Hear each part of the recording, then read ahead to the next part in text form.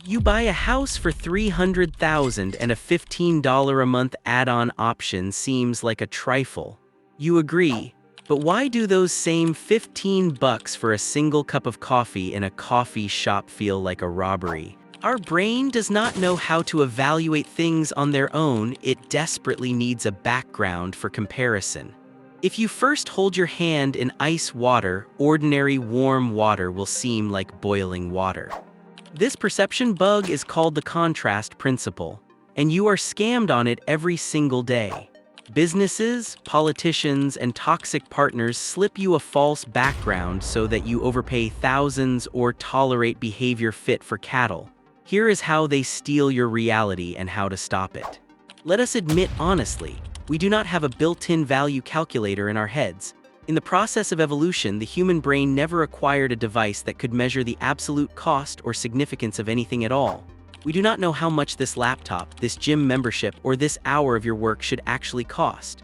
We have no idea how good or bad the person standing in front of us is. How then do we make decisions? The brain takes the path of least resistance and uses relative evaluation. To understand whether it is expensive or cheap, normal or a disaster, we vitally need a reference point. A psychological anchor, a starting point, or what behavioral economics calls an anchor. We take object A, compare it with object B that lies nearby, and based on this, we draw a conclusion. And this is where the territory of harsh manipulation begins. The whole essence of the contrast principle lies in one simple art, the art of slipping you a false anchor. The manipulator does not try to change the product, the law, or their own behavior. That is too difficult and expensive. It is much easier for them to change the background against which you look at all of this. They create a false starting position, an artificial context that instantly distorts your internal scale of evaluation. Imagine that you need to sell ordinary gray paint at the price of a premium one. If you pour it onto a white canvas, it will seem dirty and cheap. But if you surround it with a deep, coal-black color, this exact same gray paint will suddenly begin to seem bright, clean, and almost glowing. The paint itself has not changed one bit. The context has changed. In real life, this trick works flawlessly because as soon as the background is changed, your logic turns off. You lose touch with objective reality and begin to compare a thing exclusively with that terrible or, conversely, ideal context that was carefully and specially constructed for you. Your brain thinks it is making an independent, rational choice, but in reality, you are just walking down a corridor whose walls the manipulator has already painted in the colors they need. The most dangerous thing here is that a false anchor completely blinds you. You sincerely believe that you have saved a bunch of money, received a unique offer, or found the perfect partner, simply because your starting point was artificially shifted to the extreme.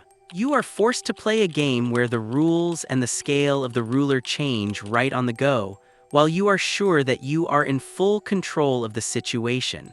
It is impossible to break out of this trap until you realize that you are evaluating not the product or the action itself, but the illusion that has been built around it. Every day, American corporations and top marketers orchestrate a legal robbery of your wallet while you sincerely smile and say thank you to them. Do you think you fully control your expenses? Not a chance. In business, the contrast principle is the main tool for the silent extraction of money from your pockets.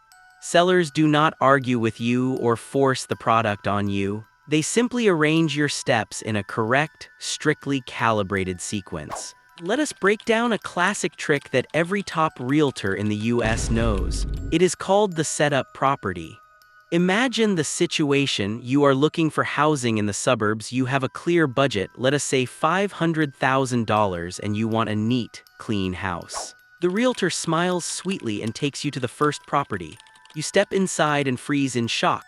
The wallpaper is torn, there are water stains on the ceiling, it smells of dampness in the corner, and the layout resembles a labyrinth. And they are asking $520,000 for this nightmare. Inside, you start to panic. If this costs $500,000, then what can I even buy with my money? In a quiet shock, you go outside, and then the realtor says, "Yes, I agree, the option is so-so, but I have another house just for $500,000. Let us take a look." You arrive at the second place. This is an absolutely standard, unremarkable house with a modest renovation. But after the hell you saw 30 minutes ago, this average house seems to you like a shining Versailles, a luxurious palace of dreams, and a gift of fate. You are ready to sign the contract at that very second. What happened? The realtor played you like a fiddle. No one was going to sell you the first house. It was that exact setup property, a false anchor that artificially shifted your level of perception into a zone of complete disaster. If you had been shown the second house right away, you would have started finding fault with minor scratches on the floor. But in contrast with the horror, the first option worked like a powerful psychological kick. Your evaluation of reality is distorted, the choice is made, the commission is in the pocket. But while real estate is a major purchase in car dealerships and clothing stores, we are caught on a more subtle thing, on the blurring of the value of money through sequence. Remember the rule: you will never, under any circumstances, be offered car mats for $300 or an extended warranty for $1,500 at the very beginning of the conversation. Why?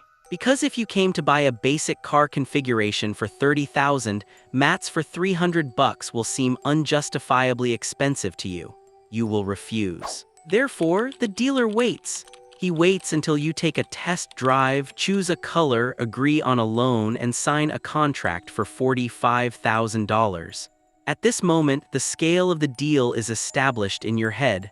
$45,000 is a huge, gigantic mountain of money. And right when you have already mentally parted with this amount, the manager, as if by chance, leans in and says, "By the way, the basic mats here are not very good. Let us add premium all-weather ones, just $300. And a better audio system, another $800. And your brain breaks. Against the background of $45,000, some $300 seem like a miserable, insignificant grain of sand, a microscopic expense that has no effect on anything at all. You carelessly wave your hand, okay, add it, but the value of money has not changed. $300 is still the same $300 that can buy groceries for a week. But the contrast principle has erased the scale of your evaluation. You agreed to spend real money simply because it was compared to an even larger amount. It works exactly the same way when you buy an expensive designer suit in a boutique.